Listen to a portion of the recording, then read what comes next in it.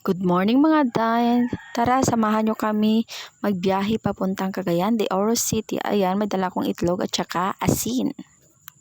Time check. 7:47 ng umaga. Tara, magbiyahe na po tayo. Dito pala tayo dadaan mga day sa Maguindanao area kasi ito ang fastest way at malapit papuntang Cagayan de Oro City. So bago ang lahat, magpapagas muna tayo kasi medyo mahaba-haba ang biyahe natin. Ito kasi na area sa Maguindanao area, mas malapit siya, almost 5 hours lang ata yung biyahe natin kaysa sa doon sa kabila. So after naming magpagas, nagbiyahe na kami. Papasok na tayo sa Maguindanao area po.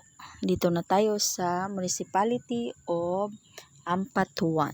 Dito madadaanan nyo yung pinakatanyag nilang tinatawag na Pink Moss. Ito yung pinaka sa kanila na pinupuntahan talaga ng mga turista, ang kanilang Pink Moss.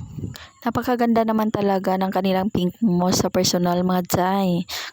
So habang nagabiyahe kami dyan mga jay, naaliw ako sa pagtingin-tingin ng mga pwesto na iba't ibang negosyo sa magkabilang daan.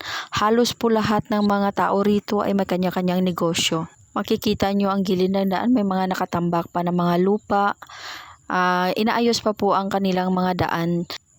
Makikita nyo kasi dyan mga day sa medyo unahan niya, ang mga bahay dyan medyo nakalubog dati yan sa may tubig.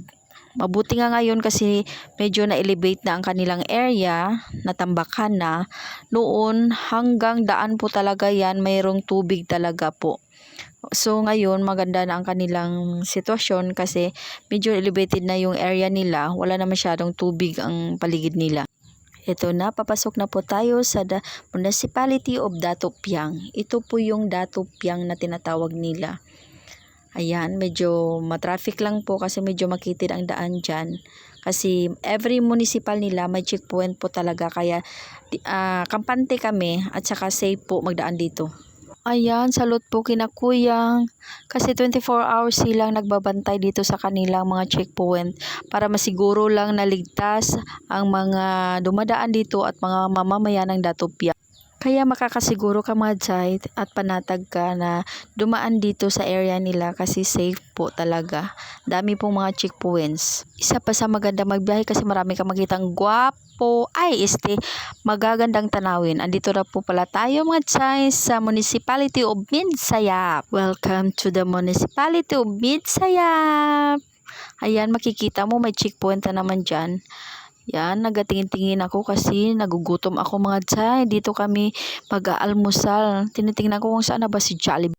Ayun, nakita ko ng ulo ni Jollibee. Jollibee, bida ang saya. Charot lang. So yun na nga, maghahanap tayo ng parking area natin kasi kakain tayo sa Jollibee. Dito tayo mag-aalmusal kasi after nito na munisipyo, parang medyo dire-diretso na po yung ating biyahe mga jay kasi wala na tayong madadaanan na makainan. Ayan, magpa-park lang tayo dito sa harap tapos papasok na tayo at order. Kakain na tayo mga jay. Gutom is real. Ayan na mga jay, wala talaga akong pakialam. Dala-dala ko talaga ang aking hard-boiled egg. Baka naman Jollibee, sa susunod masalin nyo na to sa inyong mga menu. Diba? Yan na nga po ang in-order namin. Chicken joy na spicy. Tapos, syempre, yung hard-boiled egg natin. Sa kanya po, kape at sa akin, hot choco po. So, ito na mga jay. Kumakain na kami. May share pala ako sa inyong chika. Natatawa kasi ako. Bali, spicy po kasi ang in-order nyo dyan na chicken. Habang umu-order kasi siya mga jay sa may counter, nakita niya naka-prepare na yung mga leg part. Tapos pinakaayaw niya kasi yan mga jay na ang leg part. Nagsabi siya sa may staff na, "Miss, pwedeng thigh part lang or wing part, breast part?" Tapos nagsabi ang staff na, "Ay, okay po sir, pwede po." Tapos pagdating ng order, nakita ko, ang chicken niya masyadong mapula. Tapos ang sa akin naman, hindi katamtaman lang. So na-find out ko, sa isip ko, ang daming chili powder na nakalagay. Tapos hindi ko na lang pinansin.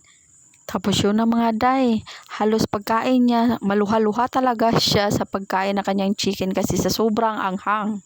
Biniro ko na lang talaga siya mga day na literal na spicy nga talaga yung in-order mo. Tapos natatawa na lang kami. Sabi niya, baka nainis na yun sa akin yung kasi pinalitan niya daw yung part na in-order niya. In fairness, kahit sobrang anghang ang feeling niya, sarap na sarap pa rin siya sa pagkain ng kanyang chicken.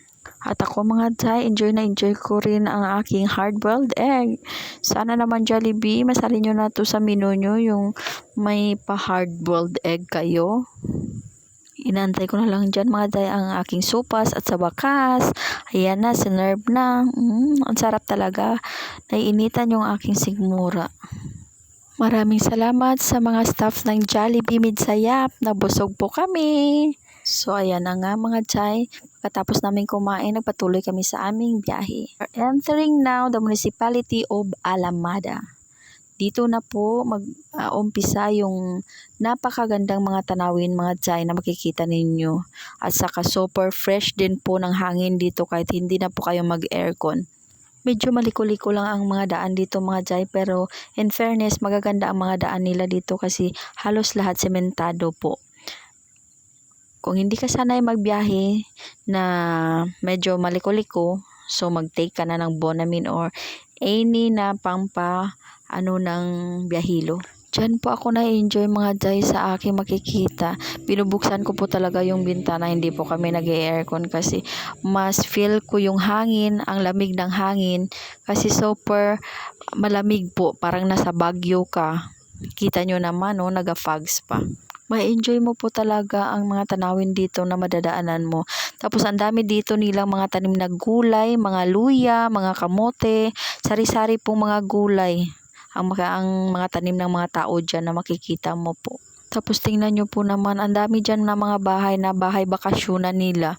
Parang ginawa lang po talaga nila na bahay bakasyonan dyan na area. Kasi siguro sa sobrang ganda ng klima dyan at saka sa sobrang ganda ng mga tanawin. Ang lalaki po talaga ng mga bahay bakasyonan nila dyan na madadaanan mo. Ma-enjoy ka talaga sa katitingin-tingin. Ayan po mga dayo, makikita mo taniman ng mga kamatis yan. Ang lapad po ng taniman ng kamatis. Tapos may nadaanan pa kami na taniman ng litos at saka strawberry. Marami po talaga.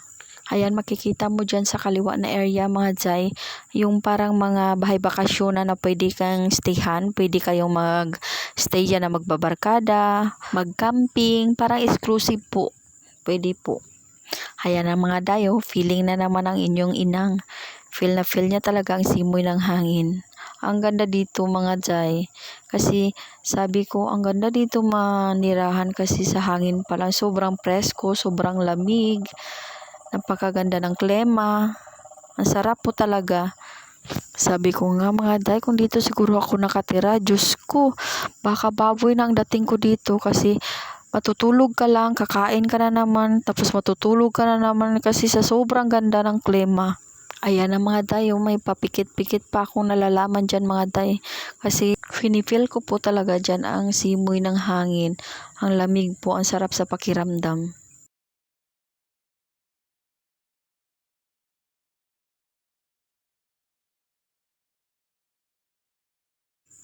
Yan na mga tay, medyo mabilis-bilis na yung takbo natin dyan kasi wala namang traffic. Maganda ang kalsada at saka maliwalas ang kalsada, medyo malapad. Yun ang nga lang, medyo maliko-liko lang po talaga. Sa wakas narating na natin ang Municipality of Buao. Di ko alam kung familiar sa inyo ang lugar na ito. Shout out po sa Municipality of Buao. Daan lang po kami mga sir and ma'am. Makikita nyo dyan mga tayo, madaanan natin ang nakalagay dyan na wow. Ayan. And finally, andito na po tayo sa Cagayan de Oro City mga tay. Ito yung tinatawag nila na uptown nila. Dito tayo nakadaan. So, andito na tayo sa kanilang sentro. Dadaan po kami muna sa boarding house ng aming mga anakis. Madadaanan natin dito mga jay ang kanilang famous na bridge. Kung gabi po ito, makulay po masyado ito kasi sa gilid niya may mga lights po yan. Yan. Ang ganda po ng nila. Napakalinis po ng ilog nila mga jay. Ayan, makita mo ang mga lights yan sa gilid. Ma-appreciate mo yan mga jay kung gabi ka magdaan dyan. Ma-amaze ka talaga dyan mga day pag magdaan ka dyan ng gabi kasi ang sobrang makukulay ng mga lights nila na nakalagay dyan sa bandang mga gilid. So, bali medyo nalito ang aking driver mga day. Naligaw kami. Yes, naligaw kami mga day. Dumaan na naman kami sa isang tulay na karugtong dyan na yung sa kabila. Makikita mo dun sa unahan ang isang tulay din na dinaanan namin. So, ito na nga, papunta na kami sa boarding house ng aming mga anakis. Medyo malapit lang dito sa main road. Tapos papasok lang ng kaunti ang kanilang boarding house. Ayan, finally, andito na po tayo sa kanilang boarding house. Ayan ang aking bunso. Diba? Napaka-sexy. Walang kukontra. Wala pa yung tsinelas. Ayaw na ayaw niya kasi yan mga chay na binibidyo ko siya. Tiyak pag may upload na to at makikita niya, I'm sure ang daming sermon sa akin. Ayan. Tara, pasok tayo mga chay sa kanilang boarding house.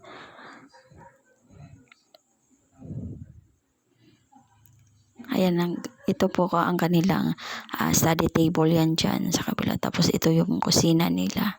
Nagluluto kasi siya sa likod. So, tinignan niya muna. Silip ko nga ang kanilang kwarto mga jay.